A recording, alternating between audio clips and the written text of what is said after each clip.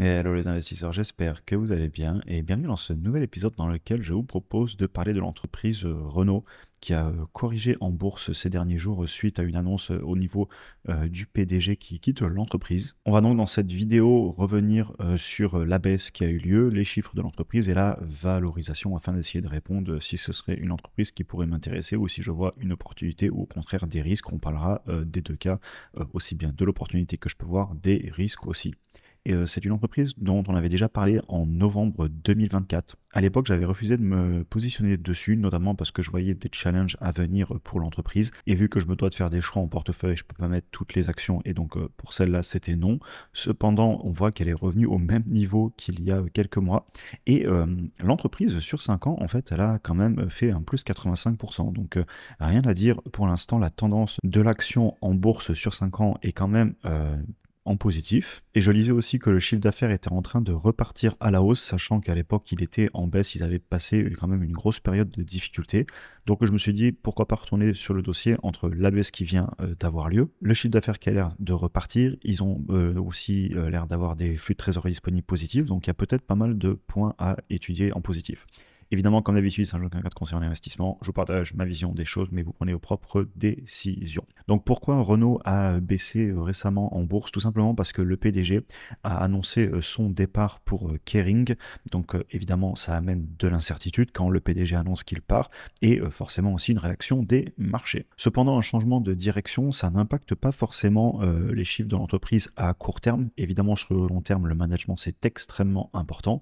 Mais si on change de PDG pour un autre PDG qui est tout aussi compétent, ça peut faire baisser le cours en bourse et donc ouvrir une opportunité tout en ne changeant pas forcément les fondamentaux de l'entreprise. Évidemment, ça c'est l'analyse qualitative qui vous le dira si la nouvelle direction prendra les bonnes décisions. Et ce qui est amusant, c'est qu'on avait aussi parlé de Kering il y a peu en février 2025 et de la même façon Kering, je voyais beaucoup de choses qui m'inquiétaient. D'ailleurs, sur 5 ans, le titre a fait moins 63,99% de baisse en bourse et je peux comprendre que Kering aille chercher un PDG qui est quand même réputé et qui a fait des choses chez Renault, on va le voir, assez pertinentes, notamment au niveau du positionnement de l'entreprise, etc. Et j'espère donc qu'il fera des bonnes choses chez Kering, et pour Renault, j'espère qu'ils trouveront un nouveau PDG.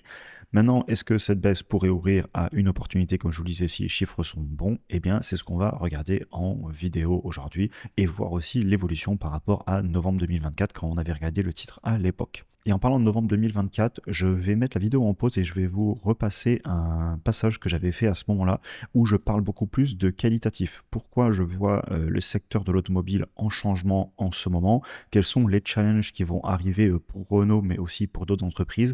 Quels sont les pivots à prendre pour moi d'un point de vue de la technologie et du transport, notamment de l'automobile? Donc je mets cette vidéo en pause, je vous repasse l'extrait de l'époque et ensuite je vous récupère pour aller faire l'analyse chiffrée ensemble. Mais juste avant ça, je voulais faire un petit point avec vous par rapport à l'automobile, parce que justement, on parle beaucoup de ce secteur. Et il y a plein d'entreprises comme Stellantis, vous avez aussi les équipementiers comme Bosch, Valeo, Plasticomium, vous avez General Motors, Ford, Toyota, Volkswagen, Tesla, BYD, vous avez beaucoup d'entreprises. Et je vais être honnête avec vous, 80% de ces entreprises, je ne peux pas y toucher en ce moment, parce qu'on est en train d'avoir des disruptions énormes sur le secteur.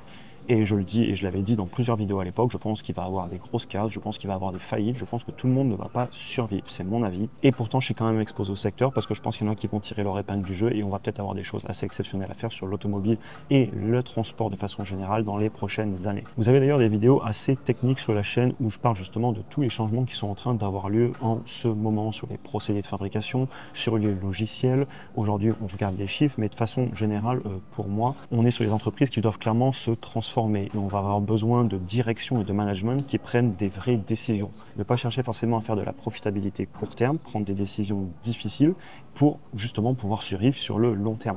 Parce qu'on est en train de changer totalement le secteur. Pour moi, ma grande thèse d'investissement, c'est qu'on est en train de passer de produits industriels avec des moteurs thermiques compliqués à fabriquer, avec plusieurs tailles de moteurs. Les moteurs sont très différents, essence, diesel, le nombre de cylindres, bref, c'est vraiment l'information de départ et c'est complexe un moteur thermique à fabriquer. Et on est en train de passer vers des moteurs électriques avec des batteries qui sont toutes les mêmes, il suffit d'en mettre plus. Ça se fabrique à la chaîne à une vitesse incroyable. C'est pas tout à fait comme des canettes de coca, mais j'aime souvent prendre cette analogie où quand on a un produit qui est le même et qu'on doit en fabriquer des milliards et des milliards et des milliards, eh bien ce qu'on appelle les économies d'échelle sont énormes. C'est-à-dire que fabriquer 50 références de moteurs, c'est beaucoup plus compliqué que de fabriquer la même batterie qu'on va mettre dans tous les véhicules. On en met plus ou moins, ça va être des standards et donc les prix vont s'écrouler. Et je pense que dans quelques années, ça coûtera moins cher de faire une voiture électrique qu'une voiture thermique. Et même si les gens ne veulent pas l'électrique, et on aura toujours du thermique, ne me méprenez pas, ça ne va pas disparaître à 100% pour l'instant. Il y aura la place pour les deux. Mais sur le moyen terme, je pense qu'il y a des grosses parts de marché qui vont être prises parce que la technologie est pertinente, à mon avis. Là, je vous partage ma thèse d'investissement. Et aussi, on est en train de passer d'un produit industriel vers un consumer electronics. Pensez au fait que fabriquer un véhicule thermique, c'est complexe. Fabriquer un véhicule électrique, il y a beaucoup moins de pièces. Le câblage à l'intérieur est beaucoup moins compliqué. On n'a pas de moteur, pas de réservoir, on met juste une batterie dans les planchers. Un moteur électrique, c'est que quelques pièces, alors qu'un moteur thermique, c'est des centaines, voire des milliers de pièces. C'est très complexe à assembler. On est en train de passer sur des produits avec beaucoup de logiciels. Et en plus, d'un point de vue des procédés de fabrication, c'est beaucoup plus simple de fabriquer des voitures électriques que des voitures thermiques. Quand je vous dis vraiment consumer électronique contre industrie, pensez d'un côté beaucoup de machines, souder des pièces de tôle dans tous les sens avec des centaines de robots. Et de l'autre côté, on peut commencer à faire de l'injection alu pour avoir des grosses pièces de véhicules. Vu qu'on est sur l'électronique, on a des machines CMS qui tapent des PCB dans tous les sens. Tout est automatisé. On assemble à la fin et on a un véhicule qui au final va certainement avoir des bien meilleures marges. Et qui dit marge, dit capacité à fixer les prix puisqu'on peut baisser ses prix si on a plus de marge et donc prise de part de marché. Et ça, c'est une thèse d'investissement globale. Sans même parler du reste, des technologies liées directement au logiciel qui pour moi sont aussi très importants. Après, vous avez pas mal de vidéos complètes là-dessus sur la chaîne, sachant que pour moi, l'analyse qualitative, ce que je suis en train de faire en ce moment là pendant 2-3 minutes, c'est encore plus important que les chiffres. Les chiffres, c'est combien on paye l'entreprise pour faire du retour sur investissement. On n'oublie jamais qu'on est là pour investir. On n'est pas là pour acheter une entreprise dont le nom nous plaît. Par contre, il faut regarder le qualitatif parce que c'est le qualitatif qui fait le succès de l'entreprise à mon avis. Donc voilà pour la partie qualitative dont on reparlera en conclusion puisque je pense que Renault a des challenges à venir, d'ailleurs comme toutes les entreprises dans l'automobile, mais je pense aussi qu'ils sont en train de mettre des actions en place pour justement faire face à ces challenges. J'étais en train de regarder donc les documents financiers de l'entreprise. Déjà, ils nous précisent effectivement qu'on a bien à nouveau de la croissance sur le chiffre d'affaires. Ça, c'est une bonne chose parce que je sais, et je me rappelle de la vidéo de novembre, que justement le chiffre d'affaires avait baissé et qu'ils avaient eu une grosse période de difficulté. L'entreprise a aussi un free cash flow positif, donc elle ne brûle pas de cash. On ira voir ce qui se passe au niveau de la dette. Ils ont commencé à la rembourser parce qu'ils avaient quand même beaucoup de dettes. Ils ont toujours un dividende. Je me rappelle aussi que l'entreprise, j'avais vraiment apprécié la direction parce qu'ils avaient osé couper le dividende à un moment parce qu'ils ne pouvaient plus le payer. Et par rapport à d'autres entreprises du secteur de l'automobile dont j'ai déjà parlé, eux, ils avaient l'air de faire le travail. Et j'avais été assez positif sur Renault à l'époque, même si je ne pouvais pas y toucher parce que je ne peux pas tout mettre en portefeuille.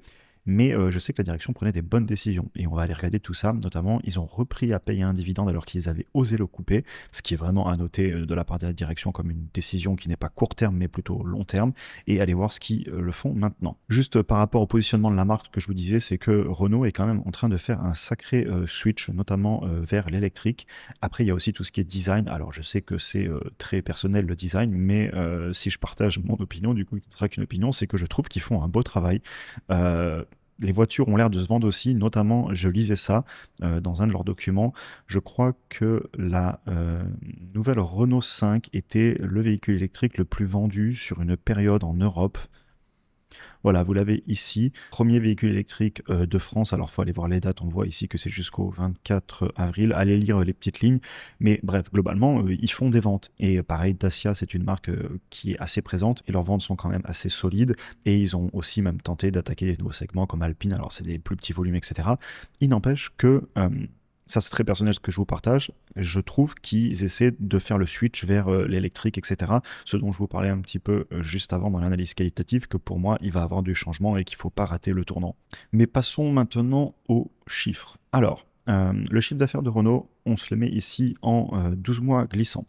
Vous voyez que par rapport au moment où on avait fait la vidéo de novembre, et donc on était sur les semestres précédents, le chiffre d'affaires est bien reparti. Regardez les deux dernières bougies, ce qui est extrêmement encourageant.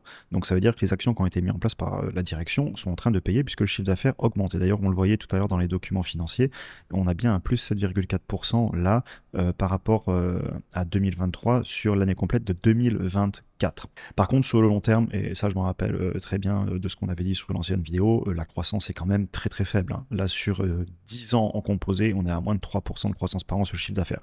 Donc on est sur une entreprise qui est quand même très mature, qui de souvenir aussi a des marges assez faibles, et qui donc, je pense quand même, face à un S&P 500, risque de ne pas faire le poids. On ira le comparer après avec les dividendes réinvestis. Et c'est certainement sur une entreprise quand même très mature qui est là pour payer du dividende, etc. Mais on va le regarder après. Sur ces business, hélas, c'est de l'industriel et donc forcément on risque d'avoir des marges assez faibles, marge brute à 20%. Donc déjà voilà, quand on a vendu pour 100 euros de voiture, on a juste fabriqué la voiture, il ne reste que 20 euros pour gagner de l'argent sur le reste, sauf qu'on a encore le marketing, les dépenses générales, ce qui nous amène à des marges nettes de, allez, les bons semestres 5-6%, des fois en négatif, ici la difficulté qu'ils avaient passée, et actuellement un petit peu plus de 1, allez voir 2% de marge. Donc des marges assez faibles, et au niveau des flux de trésor, ça va un tout petit peu mieux si on va voir directement ensemble dans le cash flow statement ce qui se passe. On a le cash issu des opérations qui est ici, et on a forcément beaucoup de capex. Vous le voyez, on est généralement là en 12 mois glissant à chaque fois à moins 3 milliards. Tout simplement parce qu'on est dans l'industrie et donc on se doit en permanence investir dans les outils de production, les usines, les machines, etc. Il n'empêche que ça nous met quand même en free cash flow positif, et c'est ce que je vous disais, l'entreprise avait eu le courage de faire les choses à l'époque. Si vous regardez, les flux de trésor étaient en train de s'écrouler ici au niveau de mon pointeur, donc on était en 2022 et ils avaient coupé le dividende. Ce qui est un signe que la direction a pris une décision difficile sur le court terme pour que l'entreprise aille mieux sur le long terme. Et j'aime beaucoup voir ça. Et maintenant que les flux de trésorerie disponibles sont largement repassés en positif, bravo à eux, c'est quand même beaucoup, hein, plus de 4 milliards de flux de trésorerie disponibles, ils génèrent du cash. Hein. Eh bien, ils recommencent à payer un dividende. Et d'ailleurs, si on va voir la taille de l'entreprise, c'est une entreprise qui fait un peu plus de 11 milliards de capitalisation boursière, et vous voyez que là, en 12 mois glissants, ils avaient fait 4 milliards de flux de trésor disponibles. Je pense que les valorisations vont être assez basses parce que effectivement l'entreprise elle a très très peu de croissance, donc il y a un moment c'est normal que la valorisation soit basse, elle a des marges très faibles aussi, mais si les valorisations deviennent trop basses et que le business repart à la hausse, il y a peut-être un coup à faire pour les investisseurs. Et là déjà quand je fais cette vidéo, je me sens par rapport à ce que je vois, un peu plus positif que celle de novembre, parce que j'ai l'impression qu'ils sont en train de mettre des bonnes actions en place. Évidemment, il faudra voir combien ça se paye, on va le regarder après, mais ça fait plaisir à voir qu'ils seront en train en tout cas de se diriger vers une tendance plutôt positive. Ensuite, au niveau de la dette, ils ont l'air d'en rembourser un petit peu. Après, il ne faut pas oublier que c'est une entreprise qui est quand même extrêmement endettée de souvenirs. Alors, ils ont du cash en stock, on le voit ici. Par contre, effectivement, si on va regarder la dette, là, court terme et long terme, on est très élevé. Et vous pourrez retourner voir la vidéo que j'avais fait en novembre où on s'était amusé à calculer le temps qu'il fallait pour rembourser la dette, mais ça pouvait être très long avec les flux de trésor de l'époque. Cependant, je tiens à le dire, si les flux de trésor commencent à exploser, parce qu'on voit qu'ils étaient à peine plus de 1 milliard il y a quelques semestres, aujourd'hui on est déjà à plus de 4, ça peut très bien aller vite s'ils commencent à régénérer beaucoup de cash flow. Donc je vois des choses plutôt encourageantes. On va aller regarder le dividende, parce que voilà, je tiens quand même à le dire, c'est une entreprise extrêmement mature, ici sur 10 ans, c'est pas moi qui le fais, c'est le logiciel qui le met automatiquement sur 10 ans. Avec le dividende réinvesti, l'entreprise, elle est en termes de retour sur investissement à moins 7% avec le dividende réinvesti sur 10 ans, contre le S&P 500 avec les dividendes réinvestis sur 10 ans qui est à plus 257%. Donc c'est peut-être la mauvaise période, on va se mettre à partir de, on va se mettre que 5 ans pour pouvoir juger. Et si on se met sur 5 ans, c'est ce que je vous montrais tout à l'heure, eh ben, l'entreprise, elle est en ligne avec le S&P 500. Donc je pense qu'il y a une époque où la valorisation devait être très basse et l'entreprise allait plus mal. Donc bravo à ceux qui l'ont acheté il y a 5-6 ans. Par contre, voilà, si on se met en 2017-2018, l'entreprise ne fait pas si bien que le S&P 500. Donc encore une fois, je vais me répéter, mais c'est important. Entreprise très mature, avec peu de croissance du chiffre d'affaires, avec des marges faibles. Cependant, on est dans l'automobile, on brasse quand même des gros chiffres d'affaires, on est en dizaines de milliards, je crois qu'on était à 56 milliards, c'est ça, 56 milliards de chiffre d'affaires. Donc même si vous redescendez 5 à 10% en marge de flux de trésor, vous allez générer du cash, hein, c'est des milliards quand même. Et s'ils sont distribués en dividendes, et si en plus on rachète un petit peu la dette dans le temps, eh bien, il y a peut-être quelque chose à jouer avec des valorisations très basses. Et du coup, en parlant de valorisation, d'ailleurs, je vais trop vite, elles étaient sous mes yeux, je ne les ai même pas regardées. Prix par rapport au chiffre d'affaires, PER et Price to Free Cash Flow. On va se mettre ça. Alors, l'entreprise, eh ben oui, elle se paye entre guillemets pas cher. Regardez, prix par rapport au chiffre d'affaires à 0,25. Et oui, on a vu qu'ils viennent de faire 56 milliards d'euros de chiffre d'affaires contre 11 milliards de capitalisation boursière. L'entreprise ne se paye pas cher sur le papier. De la même façon, un PER qui est en train par contre de remonter parce qu'on a vu que les marges avaient baissé, les marges nettes, vous le voyez, on était à 6%, on n'est plus qu'à 1%. Et prix par rapport au flux de trésor, lui, il est à 3, tout simplement parce que les flux de trésor sont en train d'exploser. C'est des entreprises qui vont être cycliques, il ne faut pas l'oublier, l'automobile, donc c'est normal que les ratios de prix soient assez difficiles à exploiter. Vous voyez que ça fait des hauts et des bas. Ça ne me choque pas du tout, on est sur quand même du cyclique. Par contre, si on se met que le prix par rapport au chiffre d'affaires, eh ben, même si on se met à aller sur 15 ans, l'entreprise actuellement ne se paye pas très cher historiquement. Maintenant, la grande question à se poser, ça va être quel est le futur de l'entreprise, où va aller le chiffre d'affaires, où vont aller les marges. Ça, c'est votre analyse plus qualitative qui vous le dira. Est-ce que vous croyez dans la capacité de Renault et avec la nouvelle direction qui sera annoncée de continuer à développer son chiffre d'affaires, à prendre tous les tournants technologiques, etc. Ça, c'est votre analyse qui vous le dira et ça va d'ailleurs nous amener à notre conclusion. Pour moi, dans l'automobile, on a énormément de changements en ce moment, dans tout le secteur, aussi bien les équipementiers que les fabricants de voitures, que le thermique, compte électrique, etc. Et donc la direction, elle va devoir prendre des décisions à long terme bien plus qu'à court terme afin de ne pas rater les tournants que le secteur est en train de prendre. Encore une fois, ce que je vous partage ici, c'est mon avis. Le fait qu'on a beaucoup de challenges dans la technologie, la connectivité, l'industrialisation, qu'on est en train de passer d'un produit plus industriel à un produit plus technologique, les consumer electronics, ce que je vous parlais un petit peu plus tôt dans la vidéo que je vous avais rejoué de novembre 2024. Est-ce que la direction arrivera à prendre ces décisions long terme et ces tournants? Eh bien, ça ne m'étonnerait pas parce que quand je vois que Renault a osé couper le dividende parce qu'ils étaient dans un moment difficile, ils ont investi de l'argent, ils sortent des nouveaux produits attrayants, ils se lancent dans des véhicules plus connectés, plus électriques quand vous regardez leur gamme produit, ça fait plaisir à voir, ils se battent. Et honnêtement, je pense qu'il y aura de la casse dans les vendeurs d'automobiles, mais Renault est peut-être mieux placé que d'autres, en tout cas c'est un sentiment que j'ai et évidemment chacun se fera sa propre opinion. Aussi, je tiens à dire qu'avant, on pensait en prix du véhicule. Combien coûte cette voiture? Je parle ici de façon générale. Évidemment, vous aurez toujours des exemples qui contredisent la règle. Et oui, il y a toujours des personnes qui payent des voitures cash. Mais il y a aussi beaucoup de personnes qui sont passées dans une mentalité où on regarde la mensualité de la voiture, voire même des locations et ne plus être propriétaire. Et j'ai le sentiment qu'un jour, on va finir à aller vers un mode de pensée qui serait plus en combien ça me coûte par kilomètre de me transporter. Peu importe le moyen de transport. Quand je regarde les nouvelles générations, j'ai le sentiment que cette tendance pourrait arriver. Encore une fois, ici, je vous partage juste ma vision des choses en tant qu'investisseur. Aussi, on a une industrie qui est en complet chamboulement. C'est ce que je vous disais un petit peu plus haut. Et ça, c'est aussi toute la vidéo que je vous ai rejouée tout à l'heure. Et donc aussi bien le fait qu'on va passer de moteurs thermiques vers des moteurs électriques parce que je pense que ce sera beaucoup plus compétitif d'un point de vue des coûts de fabrication à cause de ce que je vous disais tout à l'heure sur la complexité des moteurs thermiques face aux électriques, les économies d'échelle, le fait que si on veut augmenter l'autonomie du véhicule, eh bien, il suffit de rajouter des batteries, c'est toutes les mêmes, donc on peut avoir des économies d'échelle absolument énormes. Aussi l'intégration verticale très importante, la connectivité, etc. Enfin bref, il y a beaucoup de chamboulements et j'espère que Renault pourra faire face à ces challenges. Clairement, je pense qu'ils ne sont pas les moins bien placés, comme je vous le disais, et qu'ils peuvent jouer leur avenir. Après, personnellement, je trouve la valorisation plutôt basse. Je peux le comprendre parfaitement. Très peu de croissance, moins de 3% par an sur 10 ans, des marges basses, donc c'est normal aussi que ça ne se paye pas très cher. Mais il y a peut-être quelque chose à jouer si d'un point de vue du qualitatif, l'investisseur, donc vous par exemple si vous faites votre analyse, si vous venez à penser que Renault va continuer à avoir de la croissance, à améliorer ses marges, à prendre des parts de marché et à survivre les changements qui sont en train d'avoir lieu, eh bien, il y a peut-être quelque chose à faire. Personnellement, je ne pense pas l'ajouter dans mon portefeuille tout simplement parce que je limite le nombre de places et entre guillemets je vois trop de risques fondamentaux par rapport au retour sur investissement possible, mais je comprends l'intérêt porté, j'espère vraiment qu'ils vont s'en sortir, c'est une belle entreprise française qui est évidemment une entreprise, on va pas se le cacher non plus, hein, avec voilà, une croissance lente, si je nous mets même sur 15 ans ici, vous voyez qu'on est à moins de 3% par an, etc. Mais il n'empêche qu'ils sont là, qu'ils payent leurs dividendes, qu'ils survivent, qu'ils ont l'air même de commencer à pouvoir rembourser de la dette certainement, parce que si on retourne voir les cash flows, bon, je suis retourné dans les chiffres alors que c'était la conclusion, excusez-moi, je fais une tangente. Vous voyez, le dividende, il est largement couvert par les flux de trésor, donc peut-être qu'ils pourraient commencer à rembourser de la dette, etc. À aller voir ce que va annoncer la nouvelle direction, parce qu'il y a un changement de direction, et donc peut-être que la direction prendra une nouvelle décision. Mais par rapport à novembre 2024, je trouve que ça s'améliore. Et de toute façon, les chiffres parlent, notamment le retour de la hausse sur le chiffre d'affaires.